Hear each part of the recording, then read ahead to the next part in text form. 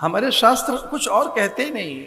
सर्वम खलु इदम ब्रह्म, सर्वम खलु इदम ब्रह्म, खलविदम ब्रह्म, खम ब्रह्म, वो सब जगह है। श्रद्धा से, अगर श्रद्धा से गुरुजनों के पास जाएं और गुरुजन हमें ज्ञान वर्षण करने लगे, प्रज्ञानम ब्रह्म, उस ज्ञान से उसकी प्रज्ञानता अनुभूत होने लगती है। वो संकेत करते अहम आत्मा ब्रह्म, वही संकेत करते हैं कि ये कुछ तत्वतः कुछ और नहीं है, तत्वतः आप वही हैं।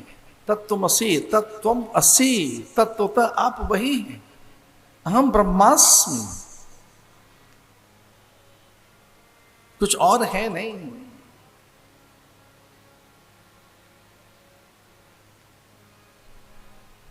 अहम कहते ही हम केवल देह की बात नहीं करते, अहम कहते अपनी ओर लौटते हैं। या अहम और इदम का ही खेल है। अहम माने मैं, इदम माने ये, और सर्वम। अहम कहते ही, अहम जब आप कह रहे हैं तो किसको कह रहे हैं? मैं मनोबुद्धि अहंकार चित्तानि ना हूं। भगवान भाष्यकार कहते हैं कि मैं ये तो नहीं हूं। किसको मैं परिभाषित कर रहा हूं? मैं कौन? ये तो मेरा हाथ है, ये तो मैं नहीं हूं। ये मेरा मस्तक है, ये तो मैं नहीं हूं। ये मेरी नासिका है, ये तो मैं नहीं। ये मेरे कपोल, ये भुजाएं, ये वक्षस्थल है मेरा, मैं नहीं हूं। ये मेरा रंग रूप है, आकृति है। मेरा कोई कुल गोत्र वंश परंपरा है, वो मैं नहीं हूं।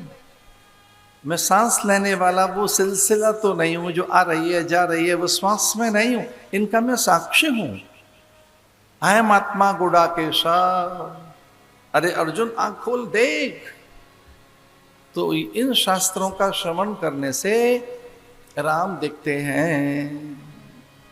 वेखन वाली आंख जेड़ी ओदे विच नूर नहीं। पंजाबी संत कहते हैं राम तो से दूर नहीं। वो तो सब जगह है। सिया राम में सब जग जानी। सर्वत्र है, वो सर्वव्यापक है, उससे कोई भिन्न नहीं है, कोई भिन्न नहीं। इसलिए ये ब्रह्म रस का वर्षण करने वाली कथा है, हरि को साकार करने वाली कथा है, बड़ी अद्भुत कथा है। अभी तो जिसे ब्रह्मानुभव हुआ, जिसने हर पल ब्रह्म को देखा, हर कण हर क्षण। एक बार तो ऐसा हो गया कि सभी एकाग्र चित्त हो गए और सब समाधि में चले गए यज्ञ काल में, और संविधा रखना भूल गए। उस काल के पुरोहित, उस काल के ऋत्विज, अथवा तो बैठे होता या स्वयं आचार्य सतानंद, सब समाधिस्थ। और मिथिला में जनकपुर में एक नई घटना हो गई। अग्नि बंद होने लगी, आहुतियां सब दे रहे हैं। आहुतियां जब हम दे रहे होते हैं तो अग्नि का मुख खुलता है। अग्नि का मुख खुलता है आहुति देते समय।